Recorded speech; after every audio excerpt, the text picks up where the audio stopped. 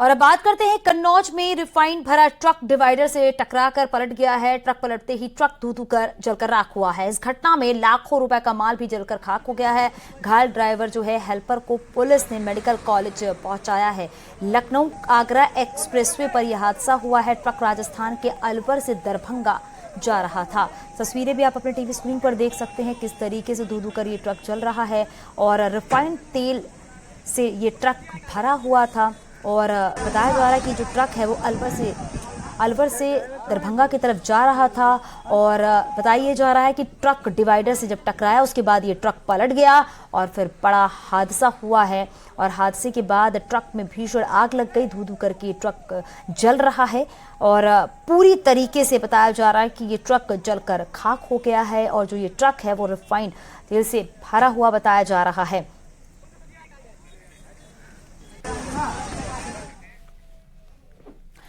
Meerut bar association के वरिष्ठ उपाध्यक्ष रमेश चंद्र गुप्ता के सेक्स टेप का मामला गर्माता जा रहा है।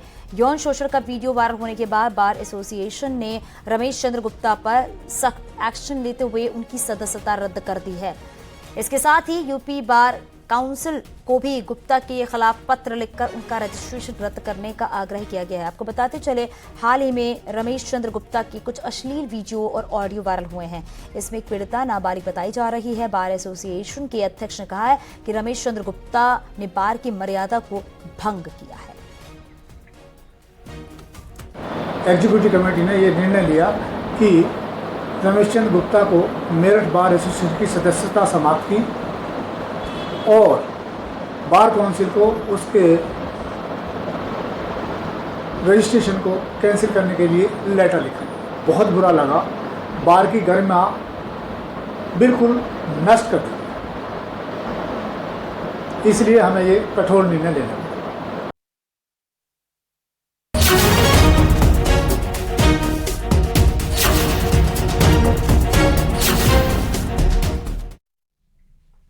गाजियाबाद में गेमिंग ऐप से धर्मांतरण का ये पूरा मामला है। आरोपी शहनवाज और बद्दों को गाजियाबाद लाया गया। ये बड़ी खबर हम आपको बता रहे हैं, अपडेट हम आपको दे रहे हैं। गाजियाबाद कोर्ट में आज बद्दों की पेशी होगी। कल मुख्य आरोपी बद्दों को गाजियाबाद पुलिस ने ट्रांजिट रिमांड पर लिया था।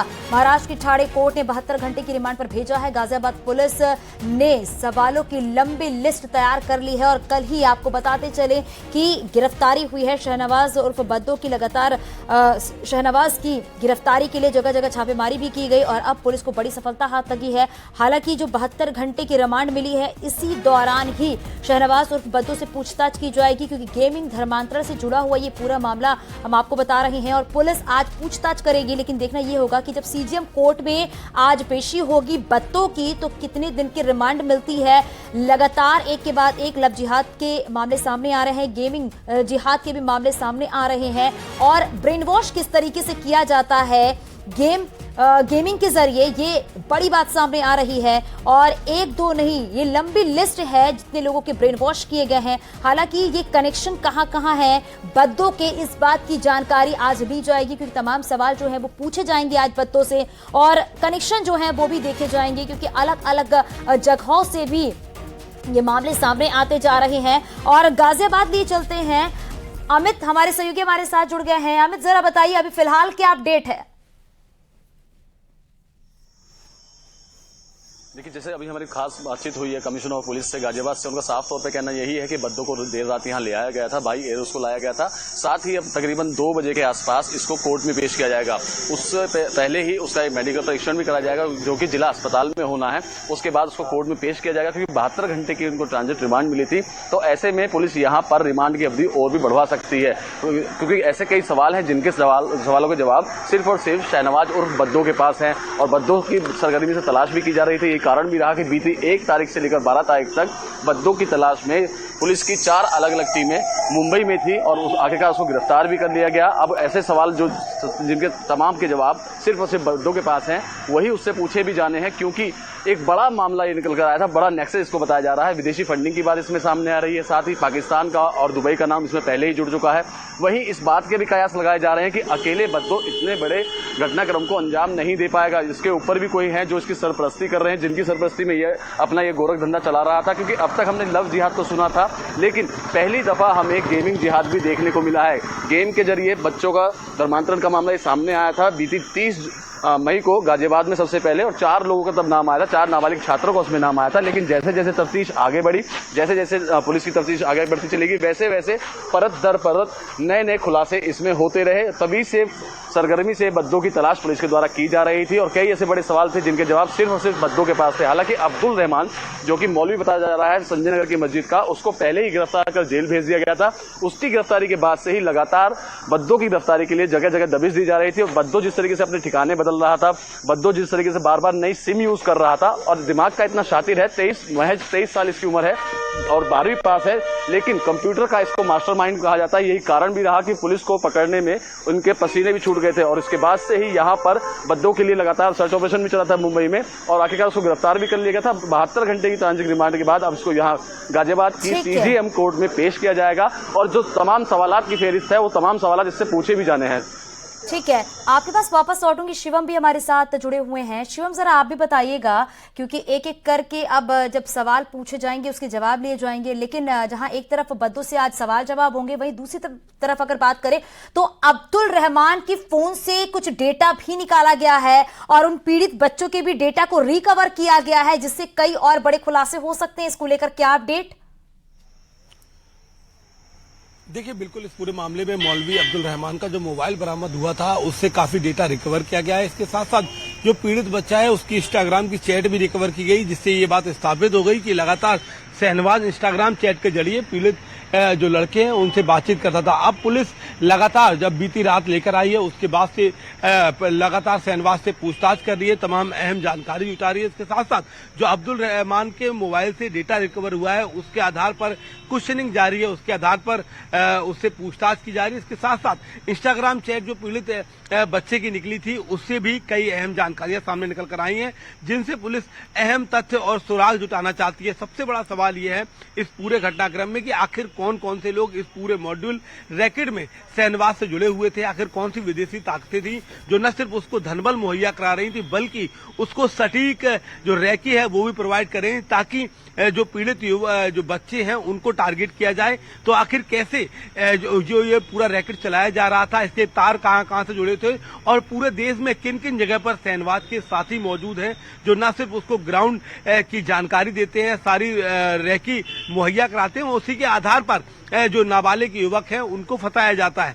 अब्दुल रहमान यहाँ गाजियाबाद में बैठकर इन युवकों को धर्मांतरित करा था और वहीं शहनवाज मुंबई से रैकेट चला रहा था। ऐसे में न सिर्फ पुलिस को बल्कि एनआईए और आईबी को यह शंका है कि शहनवाज सिर्फ गाजियाबाद ही नहीं बल्कि देश के कई शहरों में अपने रैकेट को चला रहा था। 7 जो बैंक अकाउंट है उसके वो निकले हैं, सभी बैंक बिल्कुल शिवम, ये अहम बात आप बता रहे हैं। शहनवाज सिर्फ गाजियाबाद ही तक नहीं, गाजियाबाद के अलावा कई ऐसे शहर हैं जहां पर उसका नेक्सस होगा, जहां पर बड़ी तादाद में लोग होंगे और बिना ये मास्टरमाइंड के ऐसे इस तरीके से पूरा ये कह सकते गैंग नहीं चलाया जा सकता। लेकिन शिवम एक बात बताइएगा आप, क्योंकि लगातार आप इस खबर को कवर कर रही हैं, अभी जो डेटा मिले हैं अगर अब्दुल रहमान की बात की जाए उससे पूछताछ में क्या अहम बातें और सामने आ पाई हैं, इसको लेकर क्या जानकारी मिल पा रही है शिवम?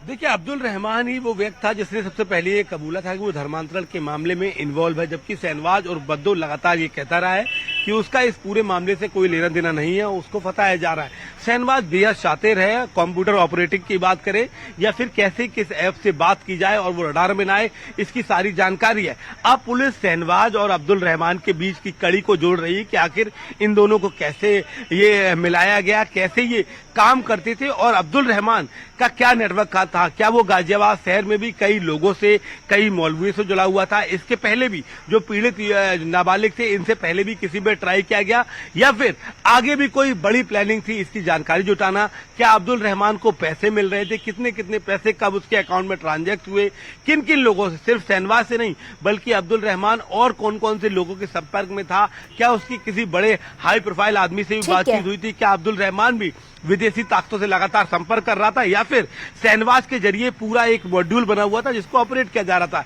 ये तमाम अहम जानकारियां अब्दुल रहमान के मोबाइल से निकल कर आई हैं। आपके पास वापस लौटूंगी, अमित भी लगातार हमारे साथ बने हुए हैं।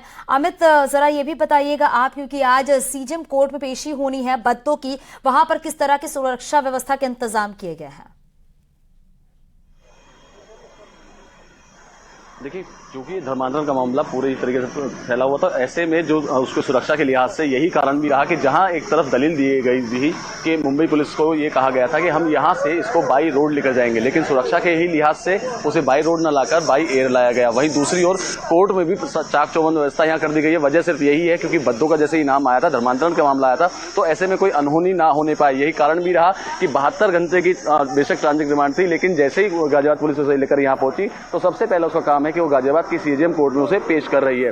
वहीं दूसरी अगर बात की जाए बद्दों के नेक्सस की, तो इसका नेक्सस इतना जुड़ा हुआ है कि गिरफ्तारी से पहले इसने कई दफा यहाँ के लोगों से कांटेक्ट किया, इलाहाबाद हाई कोर्ट में कांटेक्ट किया, साथ ही मुंबई की कोर्ट में भी कांटेक्ट किया कि वह सरेंडर कर पाए, लेकिन क्योंकि मामला बेहद ही गंभीर था जिसके चलते लोगों ने इसकी मदद करने से इनकार कर दिया था। लेकिन इस बात का अंदाजा इसी बात से लगाया जा सकता है कि जगह जगह इसके लोग वहां फैले हुए हैं और हर तरह के लोग बाग इसके साथ जुड़े हुए हैं, चाहे वो धर्म गुरु हो, चाहे वो बाहरी ताकत हो। ये ऐसे तमाम बड़े सवाल हैं चांदनी, जिनके जवाब बद्दों से पूछताछ के बाद ही पता चल पाएंगे। हालांकि अमित, आप भी शिवम, आप भी नजर बनाए रखिएगा। शुक्रिया इस पूरी जानकारी के लिए। और चलिए अब आगे बढ़ते बात कर लेते। लखनऊ से खबर मिल रही है, जीवा हत्याकांड में खुलासा हुआ है, आरोपी शूटर चला रहा था नेपाली सिम। ये बड़ी बात सामने आई है, नेपाली सिम से व्हाट्सएप कॉल करता था। पुलिस ने बरामद किया है मोबाइल फोन। ये बड़ी खबर हम आपको बता रही हैं, लखनऊ से जो मिल रही है, ये अपडेट भी हम आपको दे रहे हैं। जीवा हत्याकांड में ये बड़ा खुलासा हुआ है। आरोपी शूटर जो था वो नेपाली सिम चला रहा था, नेपाली सिम से व्हाट्सएप कॉल करता था और पुलिस ने मोबाइल बरामद कर लिया है। हालांकि अब जब मोबाइल बरामद कर लिया है तो उससे भी और कई बड़े खुलासे हो सकते हैं, लेकिन जो आरोपी है विजय यादव, उससे भी लगातार पूछताछ चल रही है और ये बात सामने आई है कि वो नेपाली सिम चलाता था, व्हाट्सएप कॉल करता था और सुपारी दी गई थी संजीव जीवा की हत्या करने के लिए। तो देखिए, जीवा हत्याकांड में ये अपडेट हम आपको दे रहे हैं किस तरीके से ये पूरी साजिश रची गई थी। जब जीवा की हत्या कोर्ट रूम में की गई थी, ताबड़तोड़ गोलियां बरसाई गई थी, उसके बाद मौके पर ही मौत हो जाती है। लेकिन तमाम सवाल यहाँ पर ये खड़े हो जाते हैं कि किस तरीके से दिन दहाड़े विजय यादव आता है और कहा जा रहा है कि वकील के ड्रेस में आता है वो और ताबड़तोड़ गोलियां बरसाना शुरू कर देता है। लेकिन एक एक करके कई बड़े खुलासे हो रहे हैं यहाँ पर। और ये भी बात सामने आई कि नेपाली सिम यूज करता था, व्हाट्सएप कॉल करता था वो। हालांकि पुलिस ने मोबाइल बरामद कर लिया है।